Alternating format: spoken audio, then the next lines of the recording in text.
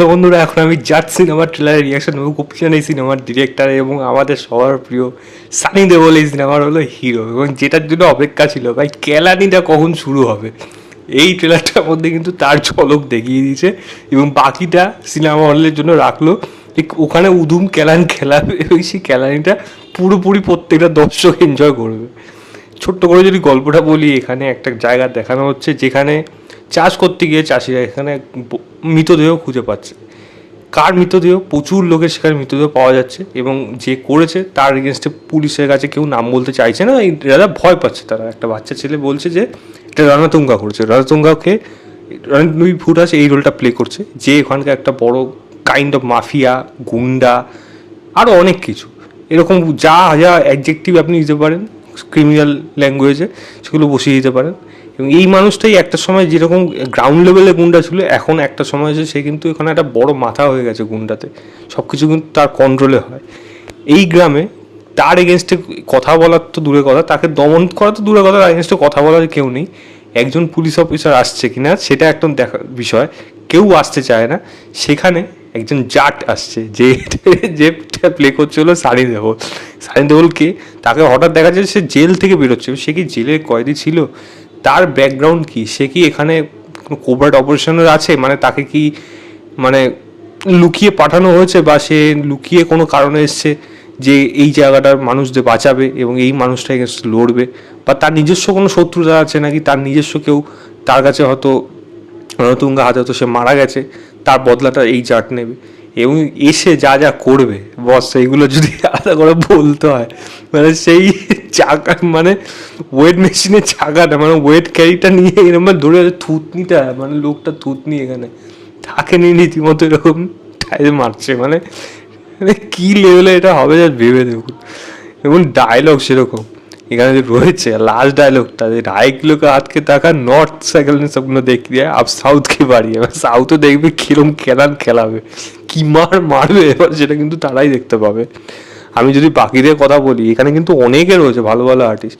রণদীপ হুডার এই ভিলেনের চরিত্র, রণতুঙ্গার চরিত্রটা আমার মনে হয় সে কিন্তু ফাটাফাটি করবে, শুধু একটা টিপিক্যাল ভিলেন হবে না, দারুণ করবে। এবং তার ওই কাঁধে হাত দিয়ে, মানে ওই যে রড বা কিছু লাঠির মতো হাত দিয়ে দাঁড়িয়ে থাকা যিশু খ্রিস্ট বলে সেই সামনে, তাকে দেখে মনে হচ্ছে ক্রাইস্ট পাস, তাকে ক্রাইস্ট বলুন, অ্যান্টি ক্রাইস্ট বলুন, যাই বলুন, সে ওখানকার সর্বা। তো তার লুকস, তার ওই বলছে আমি অপেক্ষা করছি তুই আয়, এবারে এইসব জিনিসগুলো কিন্তু ব্যাপক। বিনীত কুমার সিংকে দেখতে পেলাম, সেও রণতুঙ্গার সম্ভবত লোক, তারও একটা ভালো কিন্তু এরকম নেগেটিভ শেডের ক্যারেক্টার আমরা দেখতে পাবো, যেটা দেখার জন্য কিন্তু অপেক্ষা করে থাকলাম। লেডি ক্যারেক্টার অনেকের আছে, যেমন রামাইয়া কৃষ্ণন রয়েছে, রেজিনা কাসান্ড্রা রয়েছে, এখানে স্যামি খের রয়েছে, এরাও কিন্তু ইকুয়ালি স্পেস পাবে। এবং আমার যেটুকু ট্রেলারের মধ্যে দেখা গেলো, ছোটোখাটো কিন্তু অ্যাকশন সিনও কিন্তু তাদের করতে দেখা যাইতে পারে। এবার সেটা যদি হয় তাহলে তো ব্যাপক হবে আশা করি মনে হচ্ছে। কিন্তু আমি যদি এছাড়া আলাদা করে যদি কোন জিনিসটা ভালো লাগলো, মাস মুভমেন্ট রয়েছে, সানি দেওয়াল ডায়লগ, উদুম মার সব রয়েছে। তার মানে মিউজিক ভাই যেই লেভেলে নিয়ে গেছে এই ট্রেলারটাকে, মানে পুরোপুরি রীতিমতো হলে পুরো মানে সিটি পড়বে রীতিমতো। যেরকম মিউজিক সেরকম অ্যাকশান, সেরকম ডায়লগ, সেরকম মাস মুভমেন্ট, পুরো একেবারে খাবে 100 আর কোনো কথা হবে না এটা নিয়ে।